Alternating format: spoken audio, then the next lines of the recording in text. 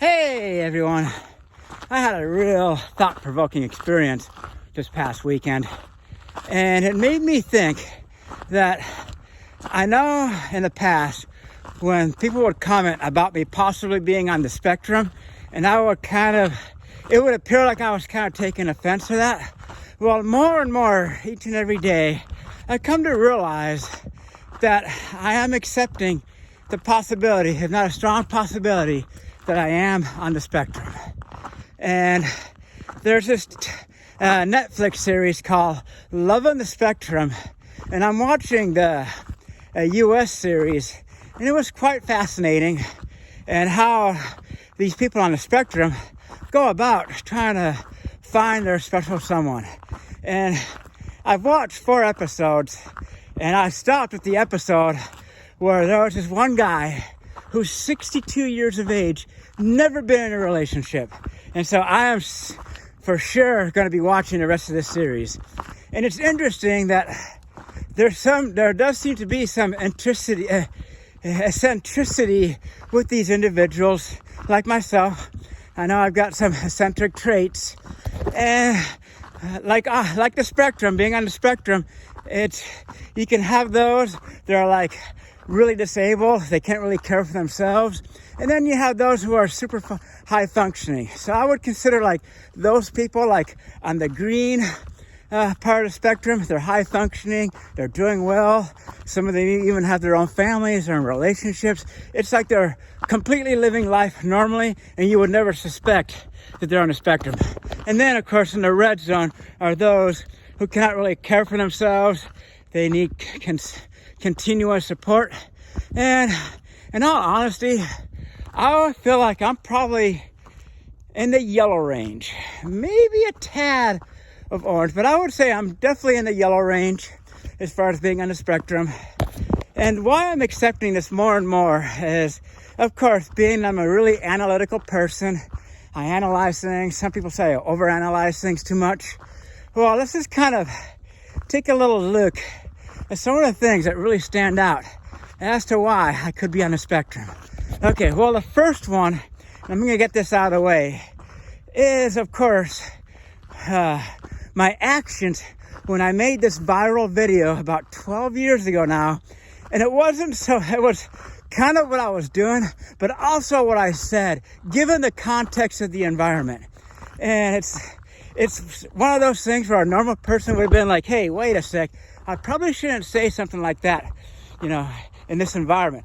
It would be better off saying something like that, like in an environment like where I'm at right now. There's no one around, no one to possibly offend, no one to really creep out. And it's one of those things that kind of like figuring out what's socially accepted, like trying to figure out social cues, knowing when someone's flirting with you. Okay, another instance is, I remember working for this one guy. I would help him wash windows, do some building maintenance, like cleaning stuff around some of the local businesses where I was living at the time. And every time he would always be like, Donnelly, I want you to look at me when I'm talking to you. So it kind of made me think that maybe I never really had that much eye contact with people in the past. And even to this day, I kind of catch myself realizing I'm kind of looking away at the person when I'm talking at them. And a good example is when I made that being ugly video 2 years ago. I was like gazing off away from the camera. So that's another good indicator that I could be on the spectrum.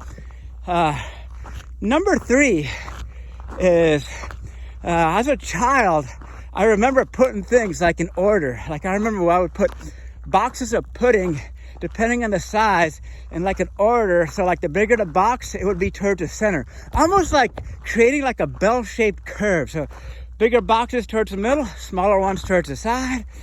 Let's see, what else? Oh yeah, repetitive movements.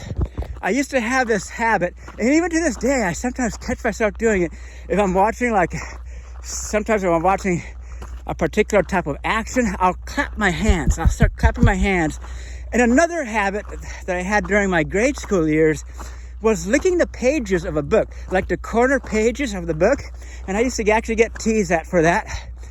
And say, like, what else is there? being overly sensitive to particular types of clothing, hence why I used to not like wearing jeans or any kind of tight-fitting pants. I was really picky about making sure that whatever I wore was nice and loose, didn't feel restricted. Another thing, probably overly sensitive to stimuli, hence why when I go to like a club or party scene, I get overwhelmed by the loud noises. And it's interesting because I didn't really think of this much even a few years ago. But of course, being that I'm trying to get into this career field that involves being highly analytical, it made me look back at my past, at some of the things that have affected me. And so I have to wonder that perhaps that's why, that I am probably still single. Why I've had difficulty in some of my interviews is maybe mistakenly taking in those social cues. If you're not able to read facial expressions really good, or if you're kind of like unsure of when to talk and so forth, it can affect you on like going out there and meeting new people, finding love, even in interviewing. So I just wanted to kind of share that with you guys because yes, I am accepting more and more that I could be on a spectrum. And I honestly feel like the day, if I'm to officially get diagnosed, that it would be liberating. Now I have gone online. I've taken like a few different online tests, like self-diagnosing, and pretty much all of them say you are most likely on the spectrum, or you'll have a high probability of being on the spectrum. But it would be nice to get that official diagnosis, because then, like I said, I think that will set me free. It would be like a new beginning. I wouldn't look at it as a death sentence or this or that. There are other things far worse in life than being diagnosed as neurodivergent. That's how I feel like most people like to say it. Neurodivergent. I guess it's kind of like a less offensive way of saying on the spectrum.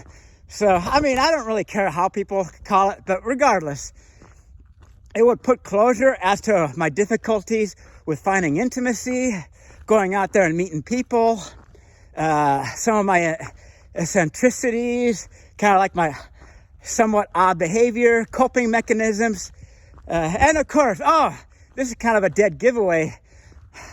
Now that I recall, my mom would always tell me, you got a one-track mind. You always have a one-track mind, meaning like a narrow focus of interest. Hence, why I'm so fixated on trying to get into this particular career field, or always talking about peppers, hot peppers, this or that.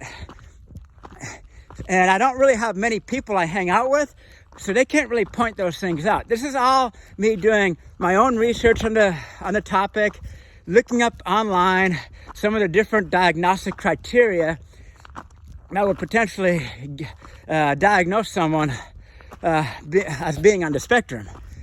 So in a way, it is kind of liberating to realize that maybe it's not just, being that I'm a bad person, or I'm just like a jerk, or I'm rude. Maybe there is something to the fact that, being on the spectrum is the reason why I've had many of these difficulties. So it's liberating, kind of just letting myself accept the fact. And now, it's just a matter of finding a way to just officially get examined and see if I am indeed on the spectrum. And let me tell you, like I said, it would be one of the most liberating things that could probably happen. Oh, let's see, what else? While I'm at it, talking about that, it is kind of surprising that a lot of my therapists really haven't caught up on the idea, other than me kind of mentioning it. But then they're like, not really this or that. But and talking about my string of bad luck finding a good therapist, there was one that I was seeing, but I wasn't able to continue seeing this particular therapist just because of how expensive it was. This was the one that was going to do the EMDR, $200 a session. I obviously can't afford that right now. But all these other therapists I've seen have been just like kind of minimal, kind of like using the one size fits all approach. And that's not going to really work for a lot of people. And I made a post a couple months back how I was talking about whether seeing someone with a PhD might be more beneficial for more chronic or severe conditions.